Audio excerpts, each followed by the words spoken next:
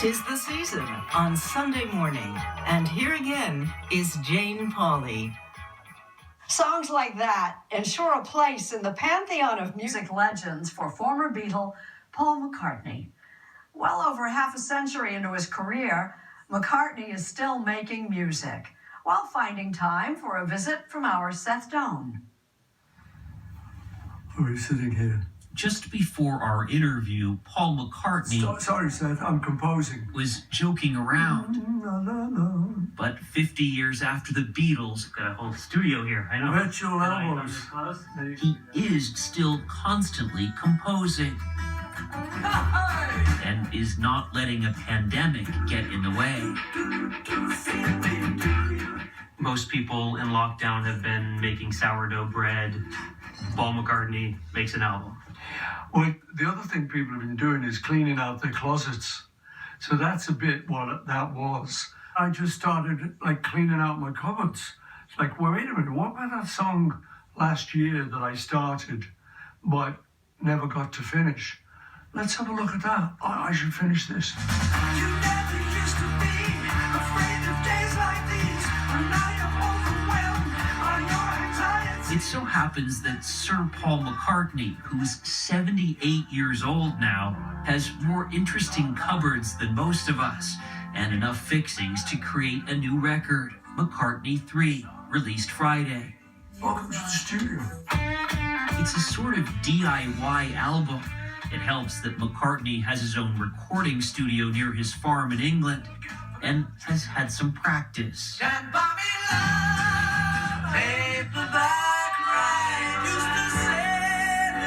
You know his biggest hits in a few notes.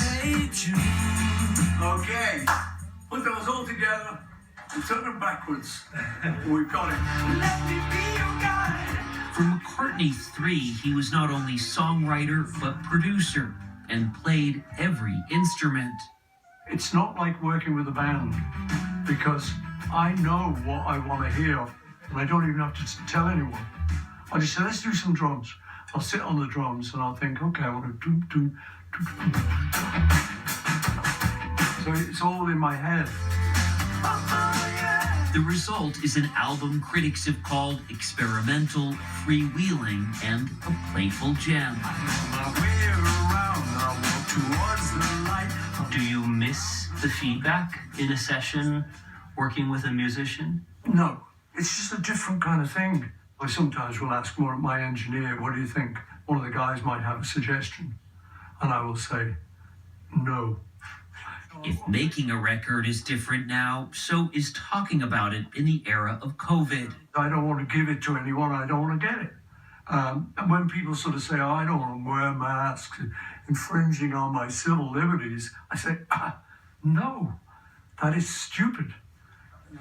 Both of us had COVID tests, me at his office, right before our meeting, and McCartney has done almost no other in-person interviews. The camera crew ran things remotely from another room.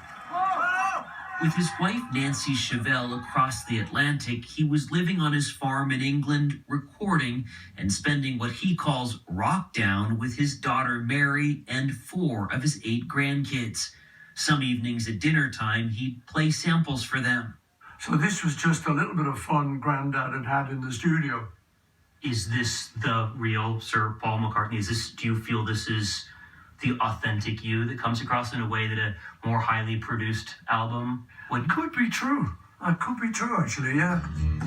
It follows 2 other solo albums. Both were initially criticized, though later earned praise.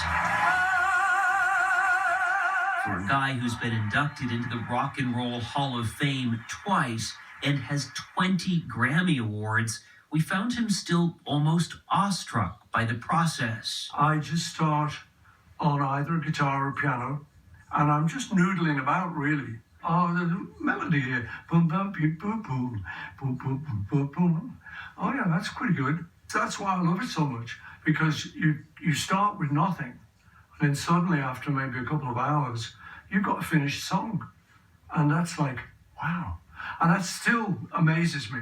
In what way? It always reminds me of like a magician pulling a rabbit out of a hat. Yesterday song yesterday that I wrote, I dreamed that song. And I woke up and there was this tune in my head. Well, now that's magic. I didn't believe it was mine for the first couple of weeks. What do you mean? I thought it was like an old song that I've heard somewhere, maybe from my dad's generation. It's just in your head. Someone's going to go, oh no, that's from West Side Story. I go, but no one ever found what it was, and in the end they said, it's yours. Ladies and gentlemen, here are the Beatles. During the 60s, with Beatles writing partner John Lennon, they turned out around 300 songs. We never had a dry session. We'd come in, we sit down, and about 3 or 4 hours later, we had a song. Looking back on it, wow, how lucky was that? Or could it be skill? It was always fun. We got so used to it, after the first 50 songs we'd written together, we kind of knew how it was going to go. So, if it was a song I'd brought in, I would just do the first couple of lines and he would just follow it on.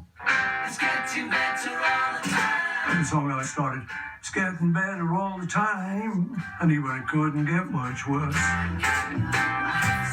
Along with Ringo Starr and George Harrison, the Beatles skyrocketed to fame from humble working-class roots in Liverpool, England. Can you believe what you did so many years ago still translates, still resonates, is still a gold standard today? It is pretty crazy. I remember when I was a kid, when the Beatles was first starting, and I remember my cousin saying to me, do you think any of your songs are ever going to be standards? And I remember saying, yeah. You think you knew? I didn't know, I guessed. But I just had a feeling that some of the stuff that we were writing was pretty memorable. What is it about the music that touches people so deeply? I'm not sure I have an answer.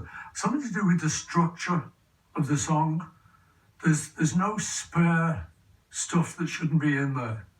It's the exact amount of stuff that should be on that record. But I am amazed. It keeps going. I'm amazed. Maybe I'm amazed. I've heard that somewhere. Oh yeah, good idea for a song. Maybe I'm amazed the way you pulled me out of time. Maybe I'm Amazed was on his 1970 solo album McCartney, the first of this now trilogy, which marked his separation from the Beatles. They'd split up in '69, citing artistic and business differences. John Lennon also went on to have his own solo career until he was shot and killed in front of his home exactly 4 decades ago this month. I wonder how all these years, 40 years later, you're processing it. I'm not sure I am. It's very difficult for me. And I occasionally will have thoughts and sort of say, I don't know, why don't I just break down crying every day? Because it's that bad. Do you sometimes? Not every day. Yeah, there will be times when I just, have memories and just think, oh my God. Well, it's just so senseless. Do you think he'd still be writing, producing like you are? Yeah, he was showing no signs of slowing up. He was still making great music. The question is, would we have ever got back together again? What's the answer? Well, I don't know. We don't know. We were friends. That was one of the great things about it. I don't know how I would have dealt with it, because I don't think I've dealt with it very well. In a way, I wouldn't be surprised if a psychiatrist would sort of find out that I was slightly in denial, because it's too much.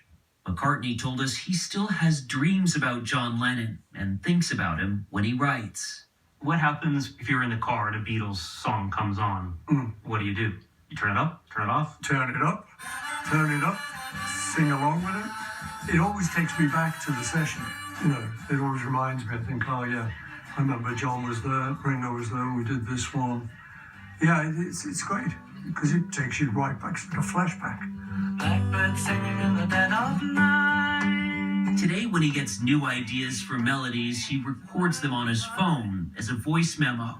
I wonder how many hits are still sitting in your iPhone. I don't know. The kiss of Venus has got me on. And one of the songs off the new album is called Kiss of Venus, And I wrote it one summer's day, and I got the beginning of it, the Kiss of Venus.